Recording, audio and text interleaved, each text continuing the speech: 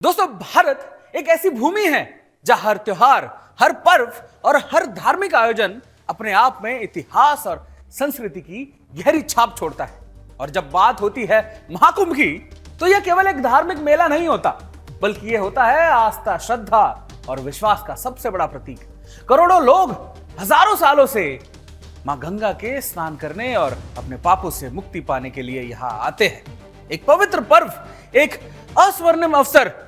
लेकिन क्या कभी आपने सोचा है कि इस पवित्रता को चुनौती देने के लिए क्या कोई ताकतें भी काम कर रही होगी? जी हां, कर रही है। बात है 19 जनवरी 2025 को प्रयागराज के महाकुंभ मेला क्षेत्र में, जब श्रद्धालु गंगा स्नान और अपनी पूजा में लीन थे, या कुछ ऐसा घटित हुआ जिससे न केवल मेला क्षेत्र को ही बल्कि पूरे देश को हिला कर रख दिया था। एक भयंकर आग ने अपना विकराल रूप लिया और लाखों की आस्था, विश्वास और श्रद्धा को राख में तब्दील कर दिया। आप सोच रहे होंगे कि ऐसा क्यों हुआ है? क्या यह एक सामान्य दुर्घटना थी या फिर कुछ और था? क्या महाकुंभ के इस पवित्र आयोजन को जानबूझकर निशाना बनाया गया था? क्या हमारी आस्था पर हमला करने के लिए कोई साजिश रची गई थी?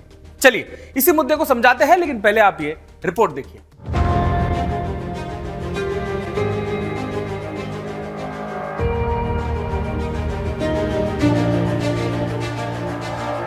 उन्नीस जनवरी 2025 प्रयागराज महाकुंभ मेला क्षेत्र सेक्टर 19।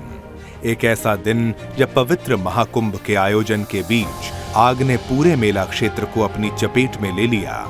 250 से ज्यादा टेंट जलकर राख हो गए। लाखों श्रद्धालु जो गंगा स्नान और धर्म की आराधना में लीन थे, अब अपनी जान बचाने के लिए भाग रहे थे। लेकिन क्या ये केवल एक दुर्घटना थी या कुछ और था? क्या इसके पीछे एक बड़ी साजिश छिपी थी? आग ने अचानक एक बड़ा रूप लिया और गीता प्रेस गोरखपुर और अखिल भारतीय धर्म संघ के संयुक्त शिविर को पूरी तरह नष्ट कर दिया। करोड़ों का सामान जलकर राख हो गया। लेकिन क्या ये सिर्फ एक दुर्घटना थी या इसे जानबूझकर अंजाम दिया गया? गीता प्रेस के ट्रस्टी कृष्ण कुमार खेमकर ने इस आग को एक बाहरी साजिश करार दिया। उनका कहना था कि पश्चिम दिशा से किसी ने जानबूझकर आग की कोई चीज फेंकी, जिससे शिविर में चिंगारी उठी और ये बड़ी आग में तब्दील हो गई। क्या ये सच में एक साजिश थी? क्या महाकुंभ के इस पवित्र अवसर को निशाना बनाने के लिए कुछ छिपे हुए हाथों ने इस आग को भड़काया? पुलिस ने इस आग को गैस सिलेंडर के रिसाव से जोड़ते हुए कहा कि एक टेंट में गैस लीक होने के बाद आग लगी, जो तेज हवा के कारण तेजी से फैल गई। सिलेंडरों में विस्फोट हुए और आग ने विकराल रूप ले लिया। क्या ये सिर्फ एक दुर्घटना थी या कोई साजिश छिपी हुई थी? आग की लपटें इतनी ऊंची थी कि दूर से ही धुआं और आग का गुब्बार दिखाई दे रहा था। श्रद्धालु जो महाकुंभ में अपनी आस्था और श्रद्धा के साथ पहुंचे थे, अब अपने सामान और टेंट छोड़कर जान बचाने के लिए इधर उधर भाग रहे थे। 1 घंटे की कड़ी मशक्कत के बाद फायर ब्रिगेड और एनडीआरएफ की टीमों ने आग पर काबू पाया, लेकिन तब तक ये घटना एक बड़ा नुकसान दे चुकी थी। मुख्यमंत्री योगी आदित्यनाथ घटनास्थल का दौरा किया। योगी ने पीड़ित श्रद्धालुओं को मदद देने का आदेश दिया। महाकुंभ का अग्निकांड, एक घटना जिसने हमें ये सोचने पर मजबूर कर दिया कि क्या ये महज एक दुर्घटना थी या इसके पीछे कोई जिहादी मिशन था। अब तक हमने सुना कि यह घटना सिर्फ एक दुर्घटना थी, लेकिन गीता प्रेस के ट्रस्टी कृष्ण कुमार खेमकर ने इस अग्निकांड को एक भारी साजिश करार दिया। उनके मुताबिक पश्चिम दिशा से किसी ने जानबूझकर आग की कोई चीज फेंकी थी, जिससे शिविर में चिंगारी उठी और यह धीरे धीरे एक विकराल आग बदल गई। आप सोच रहे होंगे कि अगर शिविर में आग से बचाव के लिए हर संभव उपाय किए गए थे, तो फिर यह आग इतनी बड़ी कैसे हो गई?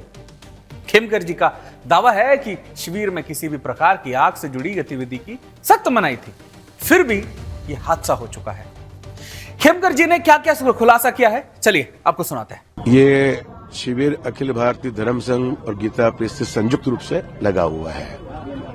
लगभग 180 कॉटेज बने हुए थे और हमने बहुत सावधानी से बनाए हैं और सबको मना किया गया है कि किसी प्रकार का अग्नि का कोई काम न करे, और वो चल रहा है बिल्कुल नियमित रूप से। जहां हमने बाउंड्री लगाई है यानी कि पश्चिम की ओर, उस तरफ सर्कुलेटिंग एरिया घोषित किया गया था कि लोग गंगा नहाएंगे। पता नहीं प्रशासन ने किनको वो दे दिया, पंडों को जिसको भी दिया, उस तरफ से वो अग्नि की कोई चीज हमारे इस तरफ आई और फिर वो चिंगारी बन करके धीरे धीरे करते हुए हमारे सारे खत्म हो गए कॉटेज, कुछ भी नहीं बचा। भगवान कृपा से कोई जान की हानि नहीं हुई, कि करोड़ों का माल गया वो अलग बात है।